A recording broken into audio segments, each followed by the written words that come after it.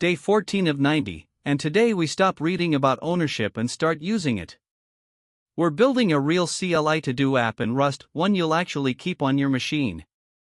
Watch, to-do add /ship the script /to-do list, to-do complete 1, to-do remove 1. It reads from disk, mutates state, writes back. Every ownership rule you've struggled with in isolation finally clicks when they all show up in one small project. Let's build it. Here's the pain. You know mut borrows the value, you know string owns its data, but the moment a struct holds a vec, gets passed through functions, and touches the file system, the borrow checker starts yelling. The fix isn't memorizing more rules. It's making two ownership decisions up front that shape the entire design. Get those right, and the rest of the app writes itself without a single lifetime headache. Decision 1, the app owns its data. We model state as a struct to-do app, todos, vec to-do, where to-do holds a text, string and a done, bool. The vec is owned, it lives inside the struct, no references, no lifetimes. Then methods take mut_self, fn add, mut_self, text, string, fn complete, mut_self, id, usize. That mut_self is Rust guaranteeing nothing else touches your todos while you mutate them. Safety, for free. Decision 2, arguments move in.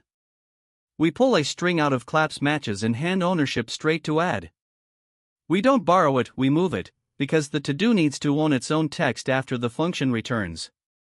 So app add, text, consumes the string, stores it in the vec, done. No ACR lifetime tied to the parser, no clone, no fight. Ownership flows in one direction, CLI args, into methods, into own state. Now persistence with srd. Add hashtag, derive, serialize, deserialize, on both structs and the JSON round trip is nearly free. Saving, let JSON equals srd_JSON to _string_pretty, self.todos, then stdfs write, /todos.json /JSON? Loading is where people panic, literally. A missing file shouldn't crash. So we match stdfs read_to_string, path, on OK, data, we deserialize, on air, we return an empty vec. File not found becomes a fresh to-do list, not a stack trace. That's recoverable error handling in action. See those, operators? They need a single error type. So define enum app error, io error, JSON, srd_JSON error, then impl error for app error and the same for srd's error. Now, auto converts both into app error, and every function returns result app error. One missing file, one malformed JSON, both flow through the same clean path. No unwrap, no panic, no surprise crash when the user's file gets corrupted. Dispatch is where enums shine. Define enum command, add, string, list, complete, usize, remove, usize.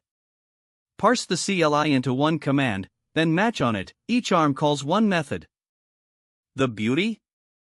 The compiler forces you to handle every variant. Forget a case and it won't build. Adding behavior becomes a localized change, you touch the enum and the match, nothing else. That's how you make a CLI that grows without rotting. Let me prove it. New feature, clear completed todos. Add one variant clear done, add one match arm, and the method body, self.todos.retain, t.done. 3 lines. Retain walks the vec, keeps the unfinished ones, drops the rest, all through mut_self. No re-indexing bugs, no manual loop.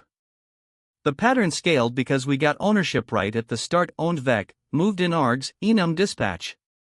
Day 14 done. The takeaway, own your state, move your args, dispatch with enums, and the borrow checker becomes your design partner, not your enemy.